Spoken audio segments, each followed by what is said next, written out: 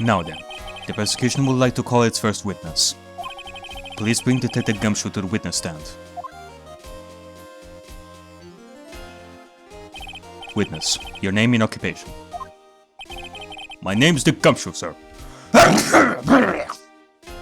Excuse me, sir. I am Detective Dunn at the precinct. For now. For now? After this trial is over. I'm supposed to turn in my badge, sir. Aww. You know what? This isn't even fair. Damon Gant was the chief of police. He had the power to do anything he wanted. But why would Francisca have such power to begin with? Come on. Maybe it's because Franny told on her daddy, not daddy, but rather the current chief of police about Gumshoe, and it's actually that chief of police that is gonna fire Gumshoe. It makes sense. Detective Gumshoe. The prosecution has no need for a depressed witness. Lift your head up and face forward like a proud officer, Detective Dick Gumshoe. Yes, sir! Now, let's have your testimony. If we want to explore the various facets of this case, we must start with that. Get ready, Phoenix. This is going to be one very rough fight. Yeah, you would have to be with Edgeworth as my opponent. The answer he was struggling for. Interesting. Show me this answer you finally found, Edgeworth. Alright. Like the good old days. Nick, Edgeworth, Gumshoe at the witness stand? It's like the first day we met Edgeworth in court. This murder happened after the Hero of Heroes Award ceremony, sir. The victim, Juan Corrida, was found dead in his hotel room. After looking into the cause of death, we believe he was definitely murdered, sir. At first, we thought there was something suspicious about the empty guitar case. However, we later found out that the guitar case had nothing to do with the murder.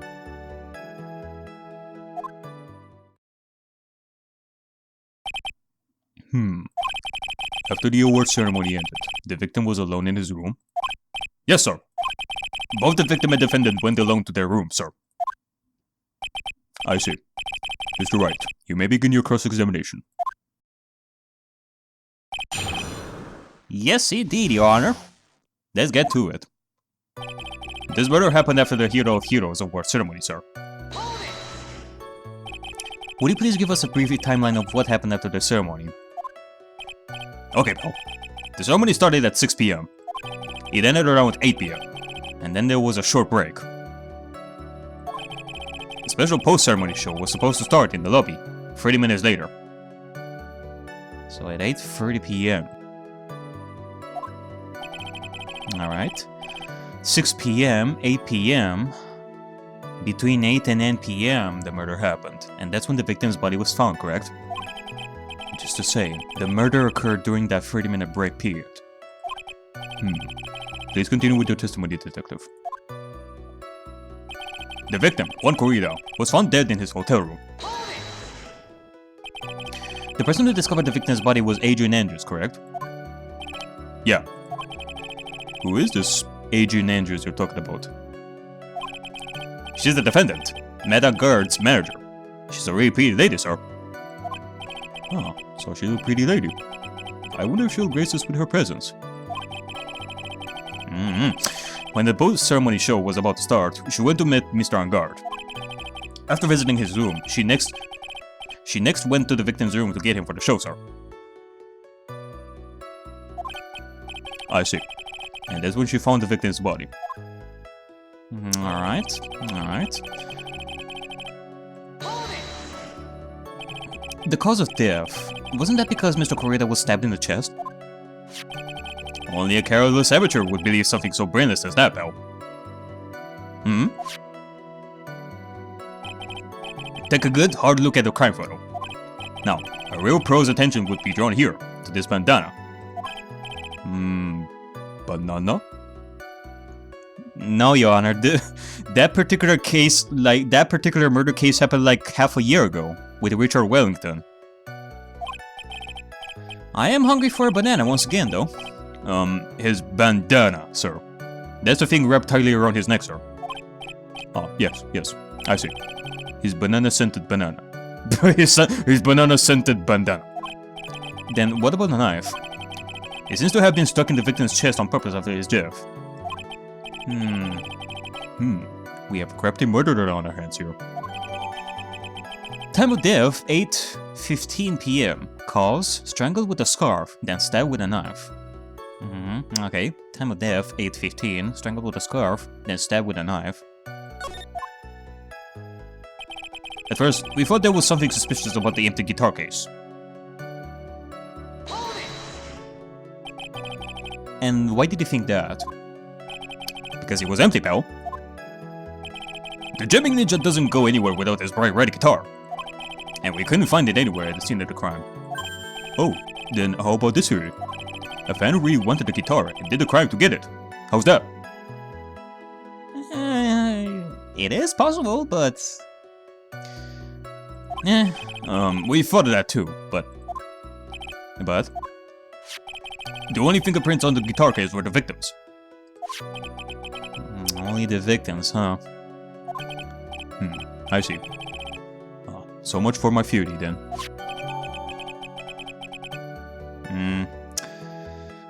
So, it was... let me think about this for a second.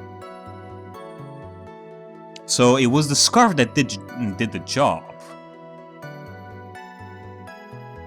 I mean, it does make sense. Looking back on that last piece of evidence that we've got.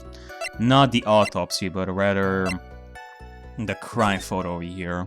I mean, it doesn't even penetrate him that much to begin with, only the tip of the knife. Like, inside. But it probably wouldn't do that much damage to begin with, so it was more than likely the strangulation that did the job, if I'm to think about this. Strangled with a scarf, then stabbed with a knife.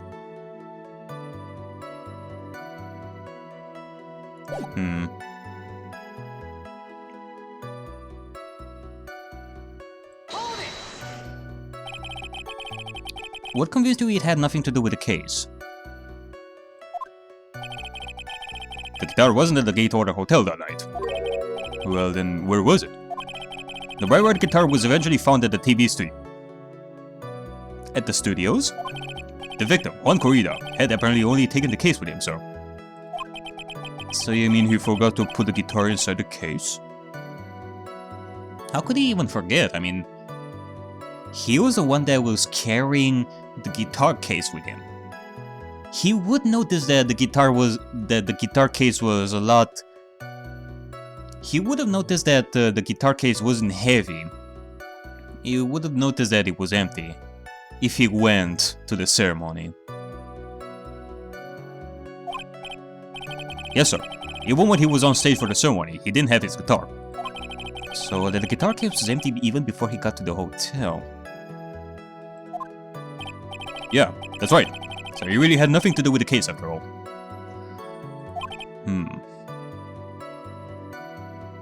Edgeworth? I don't think I've heard Edgeworth like at all up until now. What is he doing? I believe that is enough. Uh-oh. Speaking of the wolf...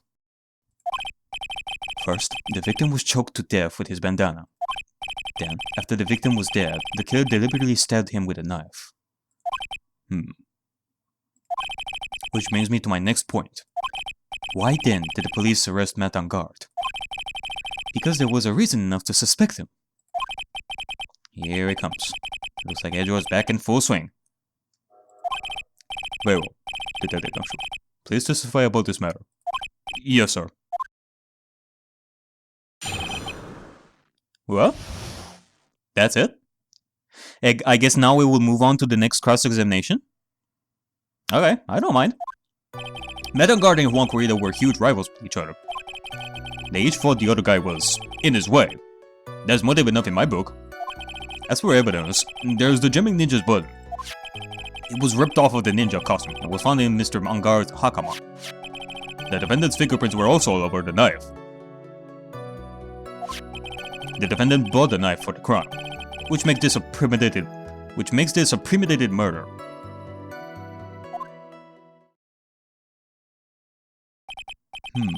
So the defendant's fingerprints were found on a knife used in the stabbing.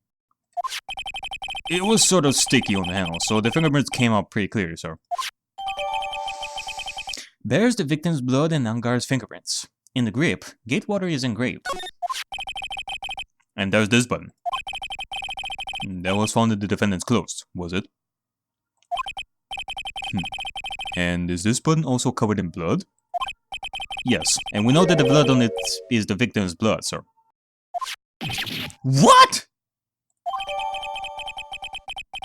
Alright. It was ripped from his costume. It's covered in Korida's blood. Found in Angar's hakama. Wait, why is Phoenix so surprised about that?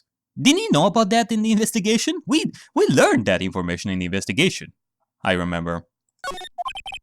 All this points very clearly to the defendant, doesn't it? Yes, it most certainly does, Your Honor.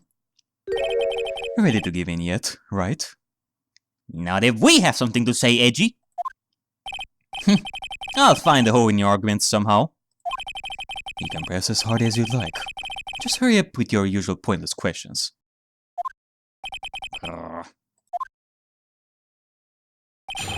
Alright, well, let's get to it. It is nice that Miles Edgeworth still has his cockiness. Metagard and World Corrida were huge rivals with each other.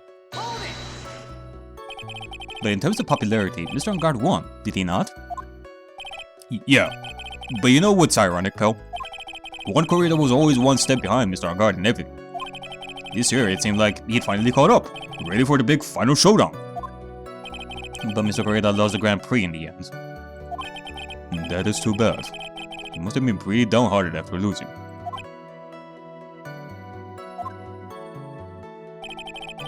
They each thought the other guy wasn't his way. That's more than enough in my book. Wait just 1 second here. Mr. Angard was beating Mr. Corrida in the popularity polls. Well, yeah, I guess, but... Which means that in the defendant's eye, the victim was not a rival at all. Which means he had no motive to kill at all. Yeah, that is also a point that I was thinking of in the investigation. I mean, if it were that Juan Corrida won the ceremony, like the award and such, and not Angard, then there would be a motive there, so to speak. A very easy motive to begin with, but since Juan Corrida lost and Angard won once again, it kinda makes you question why Angard would kill Juan Corrida in the first place. I mean, certainly not for the popularity. I mean, Angard was the most popular out of the both of them, so...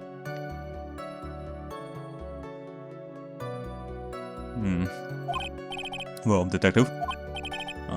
It's not... well... I guess if you put it that way, yeah, the defendant would have had no motive. Detective, I'm beginning to see why you're fired. Hey! That would imply that you're talking about me as well, because I was saying the same thing. Yeah, there would be no motive. But okay, I'm not saying that that would be the absolute solution, you know? I'm just saying. It couldn't be that easy, you know. Huh? No, not you too, Mr. Edgeworth, sir. That's... I look forward to your pension negotiations. No! No, detective. Let's continue with the testimony. No. Not my poor pension, too. Detective, if you value your money, I suggest you proceed. Yes, sir. We can talk about my pension later, sir. What I was saying? Hello? Anyone? Poor Gumshoe. What is he gonna do now? I mean, if we don't find a solution, he really will be fired for good after this. Edgeworth still is the same old asshole, as we all know. With character development to boot. Am I invisible to you? As for evidence, there's the Jumping Ninja's button. Do you have any proof that button belonged to the victim? Huh? What do you mean, pal? Oh, let me put it this way. I'm asking you if you have any evidence to back up your claim that this button was ripped off of the Mad Jamming Ninja's costume. But can't you tell by just looking at it? And I just said that it has one Koreda's blood and the victim's blood is on it. Anyone could have smeared that blood on there afterward. But, Mr. Edgeworth, help me! Sir. Right, I knew it had to be this piece of evidence. Now to reel this one in. Fred. What, you read something about this on a Reddit, Fred? No, I mean the... Boy. Huh? The button was attached to the costume by Fred, obviously. Oh, that's what you meant. And that thread snapped when the button was torn off. If you match up the ends of the thread on the costume with the thread on the button, it's a perfect match. Yeah, that's it! They're a perfect match, pal! That's Edgeworth for you. Never misses a beat. It was ripped off of the ninja costume and was found in the Mr. Angard's hakama. When was this button found? Pretty soon after the body was found. We rounded up everyone who knew Mr. Koreeda. And then we did a search on them all. That's when we found the button. So it was almost immediately after the murder. The police didn't have the free time to lollygag and play tricks. Unlike some people. Hey, what is he trying to say about me? Yeah, I mean, we are always denied the investigation right after murder. Either because of Gumshoe or Franny, but mostly Franny, because Franny is obligating Gumshoe to not let Phoenix into investigating this and all that. So it's mostly Franny right now. The ones at fault are the police department and the prosecution, not us. Motherfucker. Okay. How were the fingerprints arranged on the knife? Huh? What do you mean, pal? By examining the fingerprints, you can determine how the defendant held the knife. For example, did he hold it normally? Or overhand? Oh, is that what you meant? Oh, I didn't really actually think of that. I can't believe the bumbling of this department. Hopeless. We are paying attention to the testimony, right? The defendant's fingerprints were all over the knife. There is no way to determine how the knife was held at the moment of the murder. So is the defendant the owner of his knife then? The defendant bought the knife for the crime, which makes this a premeditated murder. Premeditated murder?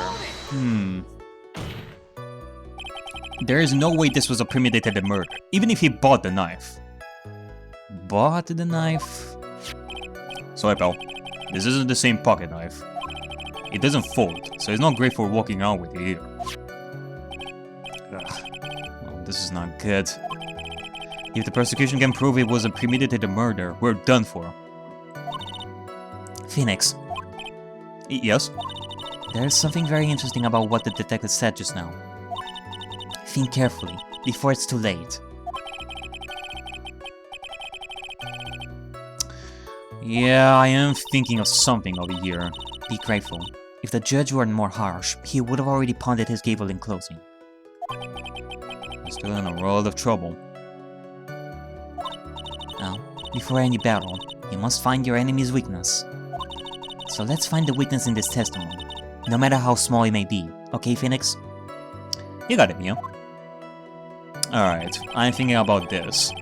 Gumshoe is telling us that the murderer bought the knife, which would make it sound like it is premeditated murder. However, how can you say that this knife was actually bought when it was actually from the Gatewater Hotel? It says right over here in the grip, it says Gatewater on it. Therefore, it came from one of the hotel rooms, which, you know, it can also be considered self-defense, that maybe two people were fighting in Juan Corrida's room, and Matt Angard picked the knife in self-defense, and then stabbed Juan Corrida, who was going to kill Madame Guard. That could be a possibility. Objection! Wait a second. What? So the basis of your argument that this was a premeditated murder is simply that my client bought a knife beforehand? That's right, pal. The defendant did not buy this knife. Huh? Take a good look at the handle of this knife, and you'll see what I'm talking about. Huh? It has a Gatewater seal set into the handle. Gatewater? I think I've heard that name somewhere before. That's the name of the hotel, you dingus. The Gatewater Hotel. Uh-oh. The murder knife was actually property of the hotel. Which means this murder was not premeditated. Yeah, but... Yep, that is very true. And this is a very big... Uh-oh. What is it, Mr. Edgeworth? I'm sorry, but the defense is simply too careless. What? Edgeworth! I think whether the crime was premeditated or not has already been determined. What? How so? I admit this knife is hotel property. There is no one currently on the police force that is dumb enough to not realize this. But I didn't. The question is, where did this knife come from? Why, that's obvious. It came from the victim, Mr. Koreda's room. Sorry, Your Honor, but that is incorrect. The victim ate the last meal before he was murdered. With that being the case, I would like to draw the court's attention to what is on top of the table. There is a knife and a fork on the table. Then, where in the world did this knife come from? If it pleases the court, I would like for us to recall the room of the defendant, Mr. Metangard. Especially what was on top of his table. Yeah, there is a missing knife on the right there. There is something missing. Perhaps it is a single knife? We investigated the leftover dishes for fingerprints, and while we were investigating, we came to the conclusion that Mr. Metangard's knife was missing.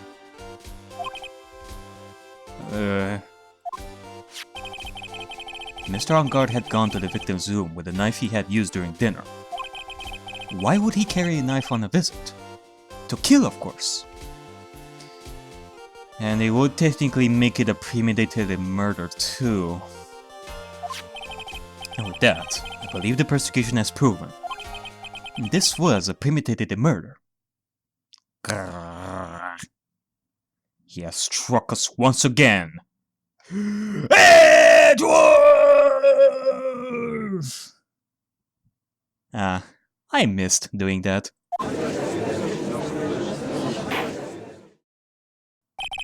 Amazing, Mr. Edgeworth. Absolutely brilliant. A brilliantly clear deduction. It seems like Edgeworth had this planned from the very beginning. This must be one of those traps. And I just walked headlong into it. Yep. Kinda like the first time we did this with Edgeworth. A murder weapon with fingerprints, and a button from the victim's costume. There is quite a sizable amount of evidence here. I can safely say that any further deliberation is a waste of your Honor's time. Although, I wouldn't mind if the defense were to present evidence not yet shown to the court. Evidence not yet shown? He means evidence that the court hasn't seen yet. In other words, new evidence. What does the defense have to say about this, Mr. Wright? Well... Phoenix, the judge is favoring the prosecution right now. If we answer with something wrong here, A gavel of his will be ringing under the sound of our defeat. Mr. Wright, do you have something important and necessary to present to this court? Well, clearly if we were to say no right now, then we will lose. Do I have the right answer right now? Not quite, but we're gonna say yes. There's one. One piece of evidence that catches my attention. Something that this court has yet to see. Mr. Wright, I will say this one more time. I do not feel this trial needs to continue at all. However, I am giving you one chance, and only one. What the judge is saying, right, is don't try putting one of your usual bluffs here. If I mess this up, it's curtains for all of us. You may now present one, and only one piece of evidence. Oh! You're kidding me here. Now then, what is this important evidence that you must show to the court? Alright. What am I even supposed to show here? I mean, there is a lot of stuff to discuss that we haven't discussed up until now, that we haven't shown the evidence of yet. The scandal, the suicide years ago.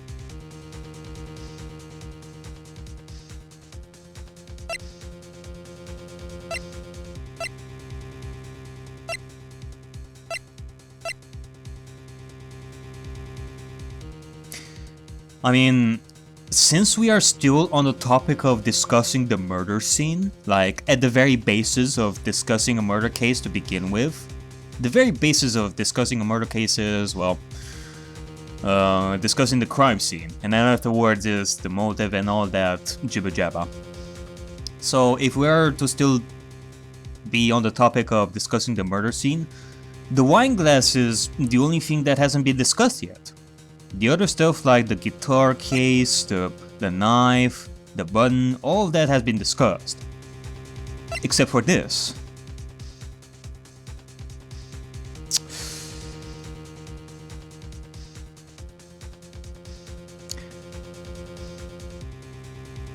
Here he goes. Take that! This is a wine glass, is it not? Please look at the photo of the crime scene one more time.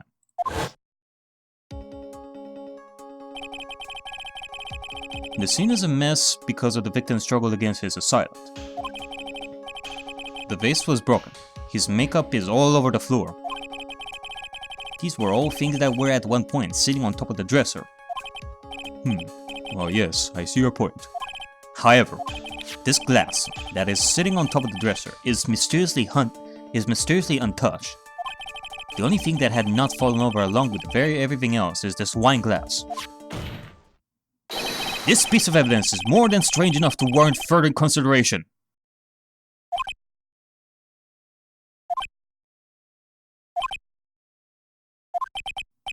Well, what do you all have to say? This whole case is gonna be a wild one. If even a wine glass this early on in the investigation might end up killing me. Might as well just strangle me with toilet paper while we're at it. I mean, Jesus. Already with this ultimate penalty stuff. That just kills me right out the bat. Oh, well, yes. It is a little peculiar. Yes, isn't it? I thought it was. You can stop looking at me with those puppy dog eyes of yours now. Mr. Edgeworth? What is it, Your Honor? Your opinion. You don't need my opinion. Because there is no special meaning to that glass. What? It's safe to say that the glass was set there after the crime took place. By the person who discovered the body, Adrian Andrews, for example. She could have easily been so shocked that she set the glass down without thinking. That does sound very plausible. Mr. Wright?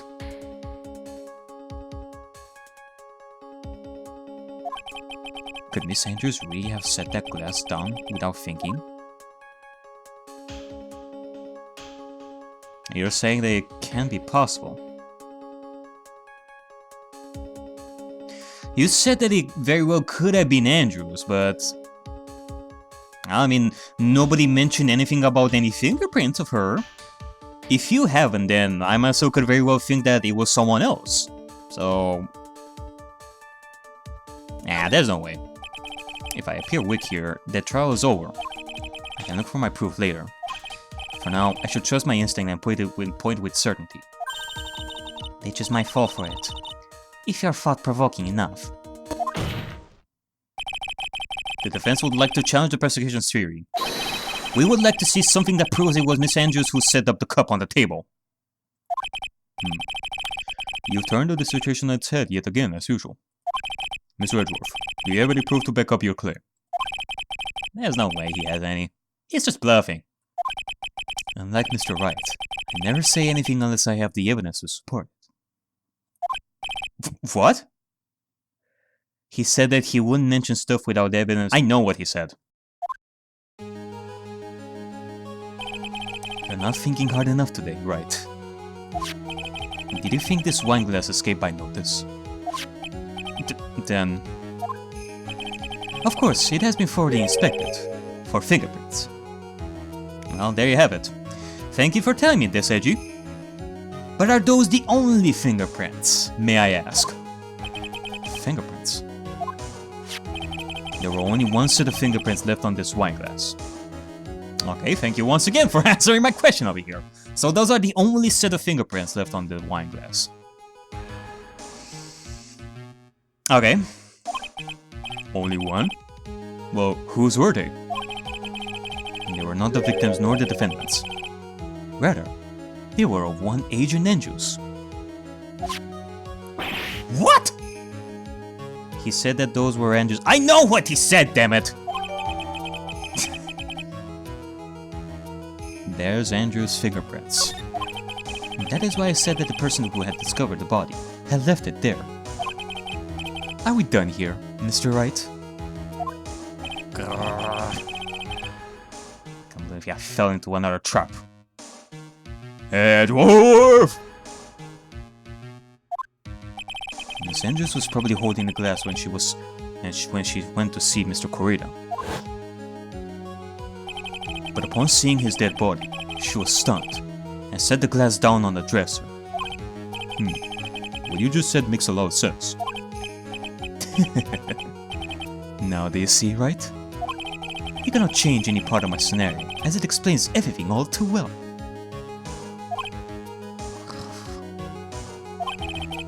I thought long and hard this past year about what it means to be a prosecutor.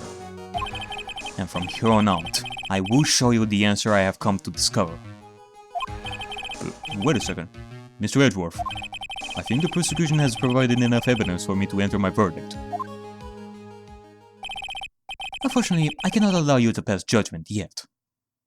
The prosecution has yet another witness we would like the court to hear from. Another witness? Yes. Bailiff, please bring in the next witness. What in the world is Mr. Edgeworth thinking? Simply put, he doesn't want this case to end yet. He wants to find out the absolute truth. As he mentioned to us, like in the last case of the very big circus, the truth will be revealed at the very end. And yes, I figured out that that wasn't what Francisca said. It was Edgeworth that said that. Gumshoe knew at that point that Edgeworth was still alive, or rather, maybe he always knew that Edgeworth was still alive. But nonetheless, Gumshoe sent that message from Miles Edgeworth, not Francisca. So yeah, he could have very well won now, but he decided not to.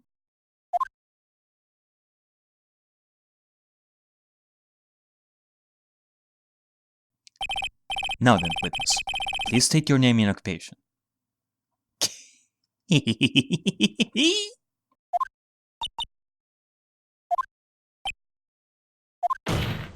Witness, your name and occupation, please.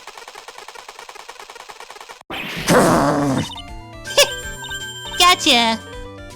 Surprise!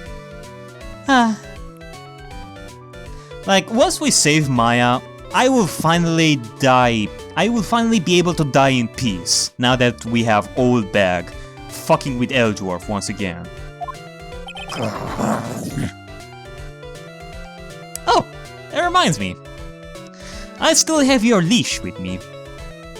You have run away from home, and now you will behave, you bad boy. Come on, doggy. Come on, doggy. I wonder what happened to that calm composure he had earlier. Oh, hey, G-boy. It's been what? A year since we last met, hasn't it? You should be more happy to see me. I saw the report with her testimony, but who knew that under that helmet? It was the wicked witch of the witness stand. That's a good one.